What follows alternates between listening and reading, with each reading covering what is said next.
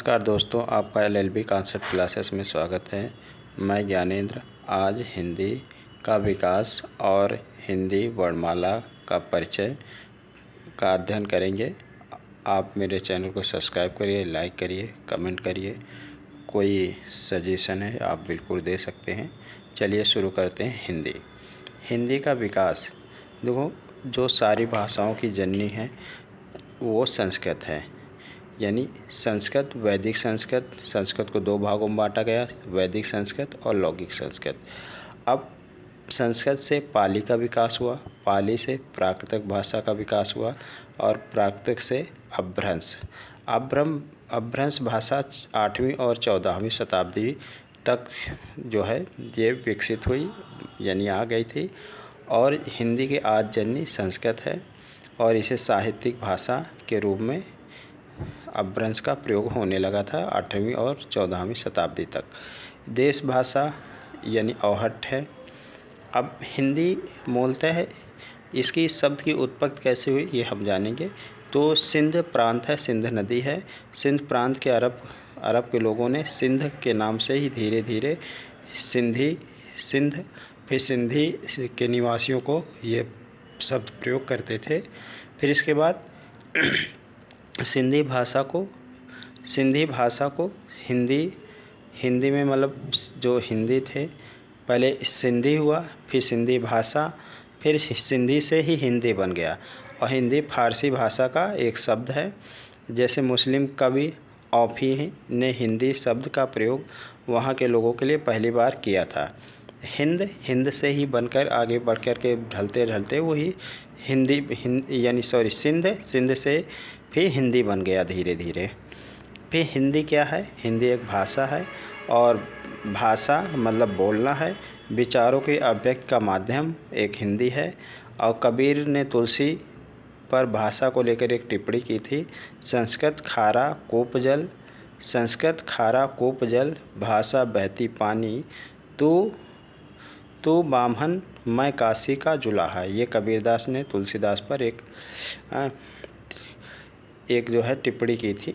आगे देख लेते हैं हिंदी वर्णमाला। अब हिंदी वर्णमाला क्या है?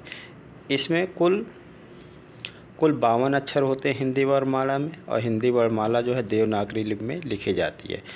स्वर 4 होते हैं, मूल स्वर 4 होते हैं, कुल स्वर 11 होते हैं। और जैसे मूल स्वर होते हैं वैसे मूल व्यंजन 33 होते हैं, कुल व्यंजन 39 होते हैं। देवनागरी लिपि का पहली बार प्रयोग करने वाला राज्य गुजरात था। गुजरात में सबसे पहले देवनागरी लिपि का प्रयोग हुआ। आगे देखते हैं हिंदी की मतलब सबसे छोटी इकाई जो है वर्ण है। वर्ण का मतलब होता है रंग, जाति और अक्षर भी होता है। और वर्णमाला मतलब समूह होता है। वर्णमाला यानी अक्षरों का समूह जो है वर्णमाला कहलाता है। आगे लेते हैं स्वर क्या है? स्वतंत्र, जिन वर्णों का उच्चारण स्वतंत्र रूप से करते हैं उन्हें स्वर कहते हैं। स्वर के भेद क्या हैं? उच्चारण के दृष्टि से जैसे हास्य स्वर, दीर्घ स्वर, संयुक्त स्वर, तीन वर्गों में बांटा गया, हास्य स्वर, दीर्घ स्वर और संयुक्त स्वर। शिथिल स्वर क्या होते हैं? इन्हें शिथिल स्वर भी कहते हैं। हास्य स्वर को शिथिल स्वर भी कहते हैं। जैसे छोटा, छोटी, छोटाऊ, ऋषि। एक मात्रिक स्वर भी कहते हैं या इन्हें मूल स्वर कहते हैं। इनकी संख्या 4 होती है। यानी हास्य स्वर, छोटा, छोटी, छोटाऊ, ऋषि, ये इनको शिथिल स्वर भी कहते हैं। एक मात्रिक स्वर या मूल स्वर कहलाते हैं। इन्हें बोलने में कम वायु का लगती है, यानी कम मुंह जो है फैलाना पड़ता है, कम वायु लगती है। फिर आते हैं दूसरा वर्ग है दीर्घ स्वर। दीर्घ स्वर होता है बड़ा, बड़ी, बड़ाऊ। द्विमात्रिक स्वर या इन्हें कठोर स्वर भी कहते हैं। दीर्घ स्वर को द्विमात्रिक स्वर या कठोर स्वर भी कहते हैं। जिन्हें बोलने में अधिक वायु लगे उन्हें दीर्घ स्वर कहते हैं। जैसे संयुक्त स्वर क्या होते हैं? ए, ऐ, ओ, औ। संयुक्त स्वर 4 प्रकार के होते हैं। ए, ऐ, ओ, औ। पे आगे देख लेते हैं। जैसे ए किससे मिलकर बना है? छोटा और छोटी ई से ए मिलकर बना है। आ और ऐ से मिलकर ऐ बना है। आ और ऊ से मिलकर ओ बनता है। आ और ओ से मिलकर औ बनता है। आगे देख लेते हैं स्वर के भेद। जीवा के उपस्थित स्थान के आधार पर स्वर के 3 भेद होते हैं। पहला अग्रस्वर, मध्य स्वर, पश्च स्वर। अब जैसे जीवा के मतलब जीवा के उपस्थित के आधार पर स्वर 3 प्रकार के होते हैं, जैसे अग्रस्वर छोटी ई, बड़ी ई, ए। अब फिर मध्य स्वर क्या होता है, आ, ना आगे ना पीछे यानी मध्य, उन्हें मध्य स्वर कहते हैं।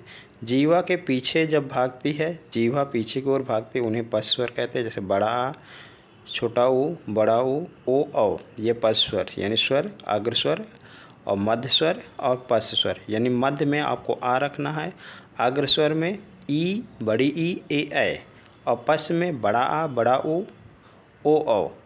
इस तरह से आप याद कर लीजिएगा, मध्य में आ रहेगा और जो ई, ए ऐसे अग्र रहेंगे, आ, उ, ओ, औ ये पीछे रहेंगे।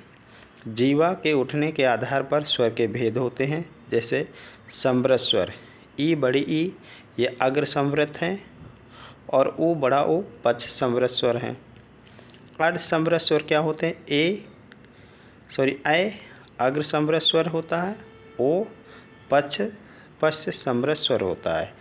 फिर प्लुत स्वर क्या हो, कौन कौन से होते हैं, बड़ा आ को प्लुत स्वर कहते हैं। अर्ध विवृत स्वर छोटा आ, ए, ओ ये होते हैं।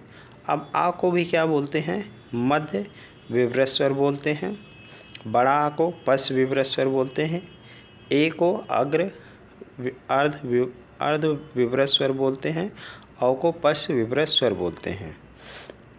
प्लुत क्या होते हैं, प्लुत ओम जो होता है वो प्लुत होता है, 3 गुना समय लगता है, इसलिए इसे त्रिमात्रिक भी कहते हैं। ओम को 3 गुना समय लगता है, इसे त्रिमात्रिक कहते हैं। व्यंजन स्वरों की सहायता से उच्चारित वर्ण व्यंजन कहलाते हैं। व्यंजन 3 प्रकार के होते हैं, जैसे स्पर्श व्यंजन, वर्गीय व्यंजन। जीवा और वायु एक दूसरे को स्पर्श करती है, उन्हें स्पर्शी व्यंजन कहते हैं।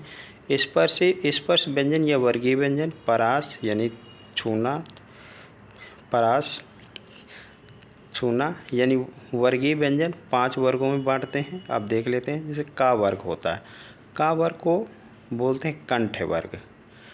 का वर्ग यानी कंठ वर्ग, इसके जैसे का, खा, गा, घा। अब देखो ये पहला कॉलम, दूसरा कॉलम, तीसरा कॉलम, चौथा कॉलम, 5वां कॉलम। जो पहला और ये तीसरा और 5वां, ये पहला, तीसरा और 5वां, इनको क्या बोलते हैं, इनको अल्प प्राण बोलते हैं। पहला, तीसरा और 5वें को अल्प प्राण बोलते हैं। इसी तरीके से दूसरा और चौथे को महाप्राण बोलते हैं। और यानी ये जो है कुल मिलाकर के 24 प्लस सा हा महाप्राण है जी। ये 5वां अंगा जो है, ये 5वां वर्ग जो है पंचमाक्षर कहलाता है। अब देखो चा वर्ग को तालु भी बोलते हैं, इसे स्पर्श, ये पूरे जो है स्पर्श व्यंजन है, 5 × 5 यानी 25 होते हैं। टावर को मूर्धन व्यंजन बोलते हैं। तावर को दंत व्यंजन बोलते हैं। पावर को ओष्ठ व्यंजन बोलते हैं।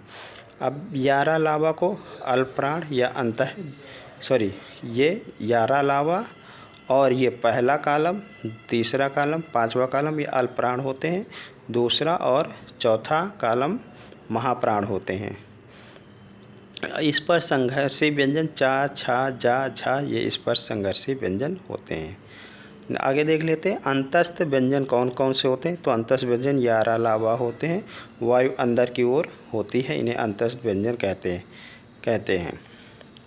इन्हें अर्ध स्वर भी बोलते हैं, या रा लावा को अर्ध स्वर भी बोलते हैं। या रा को लुंठित वर्ण बोलते हैं, ला को पार्श्विक या केपित वर्ण भी कहते हैं। आगे देखते हैं ऊष्म व्यंजन क्या है। ऊष्म व्यंजन यानी वायु के साथ जीवा की भी रगड़ निकलती है, उन्हें ऊष्म व्यंजन बोलते हैं, जैसे सा हा। ये तीनों सा होते हैं संघर्षी वर्ग होते हैं। हा जो है काकल्य वर्ण होता है। नेक्स्ट संयुक्त व्यंजन क्या होते हैं। 2 व्यंजनों को मिलाकर बने व्यंजन को संयुक्त व्यंजन बोलते हैं। जैसे छा जो होता है का और सा से मिलकर बनता है। त्रा जो होता है ता और रा से मिलकर बनता है। ज्ञा जा और या से मिलकर बनता है। स्रा यानी सा और रा से मिलकर बनता है। ये संयुक्त व्यंजन 4 होते हैं। अब ये धा या जो है वर्ण में शामिल नहीं है, पहले दा और या से मिलकर के बनता था। आगे देख लेते हैं, द्वि गुण या उच्छिद वर्ण किन्हें कहते हैं। ये जैसे डा और ढा, ये द्विगुण या उच्छिद व्यंजन इन्हें कहते हैं। आगे देखते हैं, अयोगवाह वर्ण क्या है होए।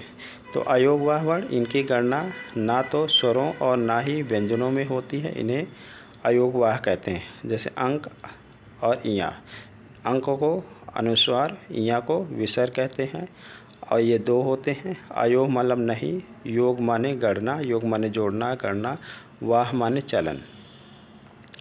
आगत वर्ण जो उर्दू फारसी से आए हुए हैं उन्हें आगत वर्ण बोलते हैं। जैसे का के नीचे एक बिंदी है, का, ख, ग, ज, फ, ये आगत वर्ण होते हैं।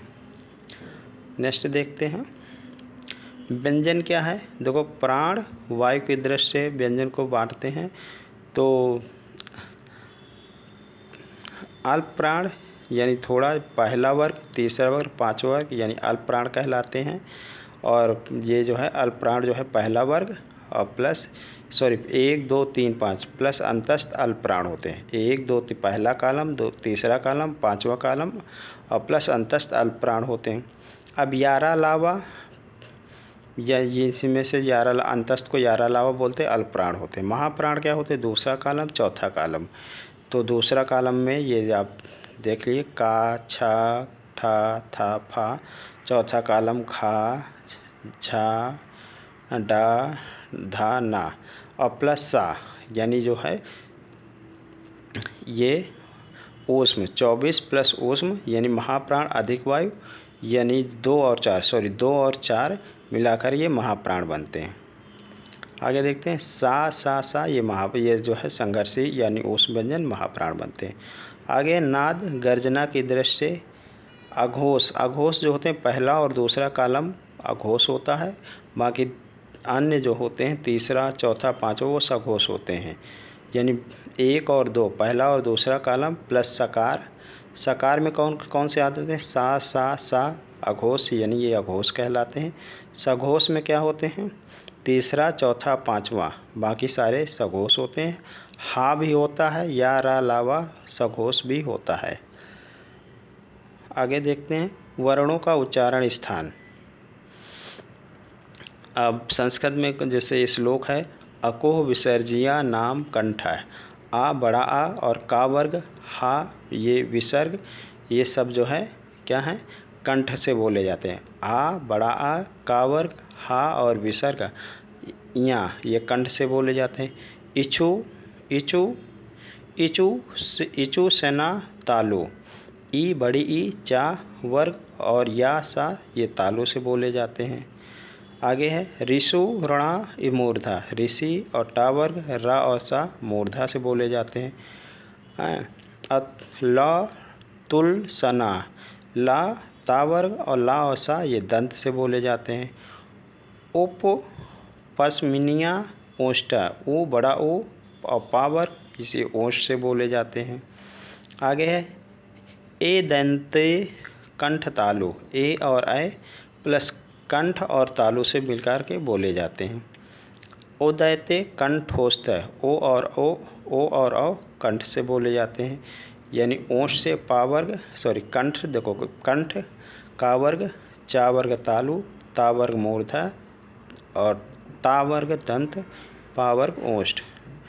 वकारो दंतोष्ठ, वा जो है दंत और ओष्ठ से होता है, दंत प्लस ओष्ठ से मिलकर के बनता है।